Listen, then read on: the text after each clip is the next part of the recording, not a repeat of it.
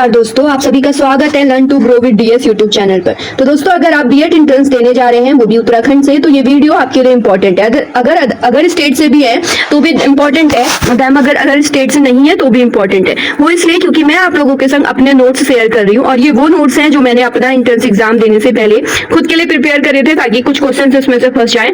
और सभी के सभी टॉपिक इंपॉर्टेंट है, तो वीडियो को लास्ट तक जरूर देखिएगा ताकि आप लोग को हेल्प मिल पाए। तो इसमें देखते हैं इंपॉर्टेंट डेट्स। ये डेट्स ऐसी है ना जो पूछी ही जाती है, जैसे 5 सितंबर को टीचर डे सेलिब्रेट किया जाता है, और 11 नवंबर को एजुकेशन डे, 14 नवंबर को चिल्ड्रन डे, 22 मार्च को वाटर डे, और 22 अप्रैल को अर्थ डे, 16 अक्टूबर को ओजोन डे। तो आप इसे लर्न कर सकते हैं। और यहाँ देखिए 24 जनवरी को राष्ट्रीय बालिका दिवस, और 15 अक्टूबर को वर्ल्ड स्टूडेंट डे, 7 जून को विश्व पर्यावरण दिवस। तो ये कुछ इस तरह से टॉपिक है। कुछ डेट्स और है, जैसे 14 सितंबर 1949 को राजभाषा ऑफिशियल लैंग्वेज जो डे है वो सेलिब्रेट किया जाता है, और 10 जनवरी को हमारा वर्ल्ड हिंदी डे, ये इंपॉर्टेंट है बहुत ज्यादा, अंतर्राष्ट्रीय हिंदी दिवस मनाया जाता है 10 जनवरी को, और 21 फरवरी को राष्ट्रीय मातृभाषा दिवस, और 28 फरवरी को मानव अधिकार दिवस, 10 दिसंबर को विश्व वर्गीकरण दिवस। तो ये सारी चीजें कुछ इस तरह से है जो कि आपके लिए बहुत ज्यादा हेल्पफुल रहेंगी। अब कुछ आर्टिकल्स हैं जो एजुकेशन से रिलेटेड हैं, और अगर आप किसी भी स्टेट से एंट्रेंस एग्जाम देने जा रहे हैं तो आपके उसमें डेफिनेटली पूछी जाएंगी। तो चीजें कुछ ऐसी है, जैसे आर्टिकल 21 का ए है, इसमें 6 से 14 वर्ष तक के बच्चों को निःशुल्क और अनिवार्य शिक्षा का अधिकार इसके तहत दिया जाता है 21 के ए के थ्रू। और ये जोड़ा गया था 86 कॉन्स्टिट्यूशन अमेंडमेंट 2002 के तहत। तो अगला है आर्टिकल 45, इसमें 6 वर्ष तक के बच्चों को प्रारंभिक बाल्य शिक्षा के अधिकार दिए जाते हैं। आर्टिकल 343 इतनी बार छपा है ना पीवाईक्यू में 343, तो ये इसमें जो हमारी भाषा है राजभाषा हिंदी, तो इसी के अंदर आती है। अगला है आर्टिकल, याद रखिए हिंदी राष्ट्रभाषा नहीं है, राजभाषा है, तो इन दोनों में डिफरेंस है। आर्टिकल जो 350 का ए है, उसके तहत मातृभाषा के जो प्राथमिक शिक्षा, मातृभाषा में प्राथमिक शिक्षा हमारी कैसी होनी चाहिए, मातृभाषा में होनी चाहिए, तो ये इसी के अंदर बोलते हैं आर्टिकल 50 के ए में। अगला आर्टिकल 351 है, हिंदी भाषा के विकास और प्रसार की बात करता है आर्टिकल 351 हमारा। तो ये सारी चीजें हैं। अब देखते हैं कुछ ऐसे नेशनल इंस्टीट्यूट्स जो हमेशा पूछे जाते हैं और आपको उनके बारे में पता भी होना चाहिए, जैसे NCERT, national council of education research and training. तो ये 1961 में एस्टैब्लिश्ड हुआ था। इसका मुख्यालय नई दिल्ली में है, और इसका जो काम है वो पाठ्य पुस्तक NCERT बुक्स और शिक्षक प्रशिक्षण, वो जो शैक्षणिक शोध होते हैं ये सारा करना, बुक वगैरह पब्लिश करना। NCTE, national council of for teacher education, तो ये आप बीएड में भी पढ़ेंगे। 1995 में एस्टैब्लिश हुआ था। इसका काम है जो शिक्षक शिक्षा है, जैसे बीएड डीएलएड आदि के लिए मान्यता देना। तो ये सारी चीजें हैं। और UGC, university counselling for teacher education, ये 1985 में एस्टैब्लिश हुआ है, और इसका मुख्यालय नई दिल्ली में है। इसका काम उच्च शिक्षा का नियमन और वित्तीय सहायता प्रदान करना है।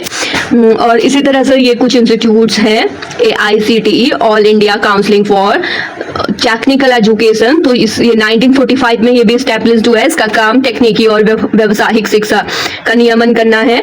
बाकी RIE, regional institute for education, तो ये NCERT के अधीन क्षेत्रीय शिक्षा संस्थान के लिए है, और इसका जो स्थापना हुई है वो अजमेर, भोपाल, मैसूर, शिलोंग और भुवनेश्वर, इधर इन जगहों के लिए।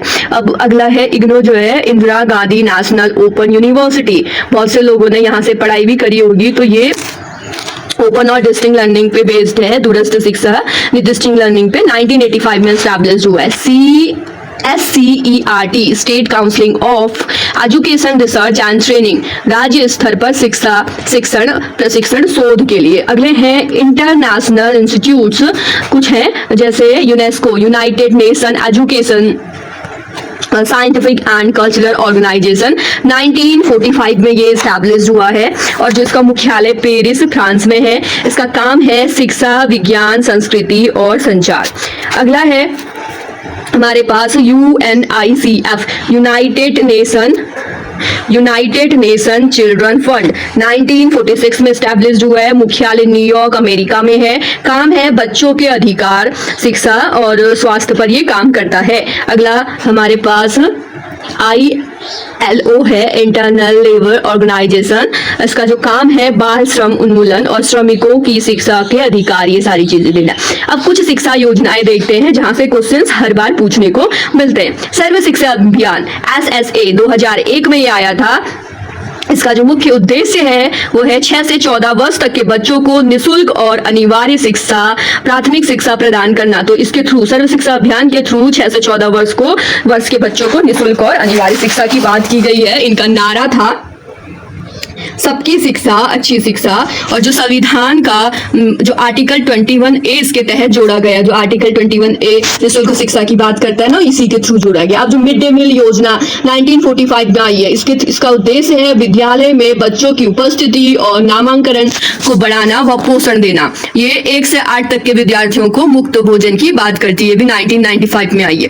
राष्ट्रीय माध्यमिक शिक्षा अभियान RMSA 2009 में ये अभियान चला। इसका जो उद्देश्य है वो माध्यमिक स्तर यानी 9 से 10 की शिक्षा की पहुंच और गुणवत्ता को बढ़ाना। समग्र शिक्षा अभियान 2018 का है।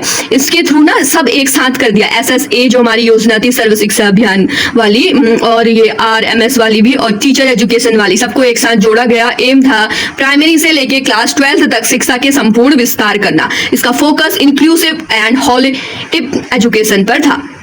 अब लास्ट ये देखते हैं कस्तूरबा गांधी बालिका विद्यालय KGBV 2004 में बना। इसका उद्देश्य ग्रामीण और पिछड़े वर्ग की लड़कियों के लिए आवासीय विकास ये है, और डिजिटल शिक्षा प्रोत्साहन। तो ये जो कुछ ऐसी योजना है ना जो डिजिटल है और शिक्षा से जुड़ी हुई है, इसको देखते हैं।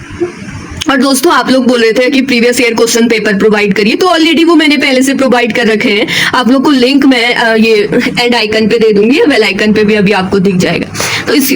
तो इस तरह से इंपॉर्टेंट टॉपिक आप लोग के संग शेयर करने की मैं कोशिश करूंगी। चलिए अभी साला दर्पण योजना देखते हैं। इसके थ्रू साला दर्पण थी, आई थिंक ये मिस्टेक हुआ है। तो इसके थ्रू जो था, ये एक पोर्टल है सरकार का, और जो दिशा है ये टीचर और स्टूडेंट के लिए ई लर्निंग कंटेंट हमें प्रोवाइड करता है। और जब हम लोग ने अभी पिछले साल एंट्रेंस दिया है ना, तो ये आ भी रखा है ये वाला तो क्वेश्चन। और ई पाठशाला NCERT द्वारा फ्री जो यहाँ पे बुक्स हैं, ई बुक्स हैं, वो प्रोवाइड कराई जाती हैं।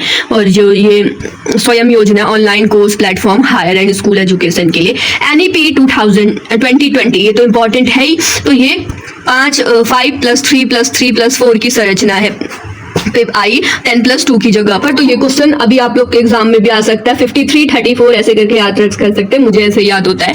और मातृभाषा स्थानीय शिक्षा की भी ये बात करता है। Creative communication and problem solving learning पर जोर देता है। जो मसौदा इसको तैयार करा था ड्राफ्टिंग कमेटी, जिसके अध्यक्ष थे डॉक्टर के कस्तूरी रंजन।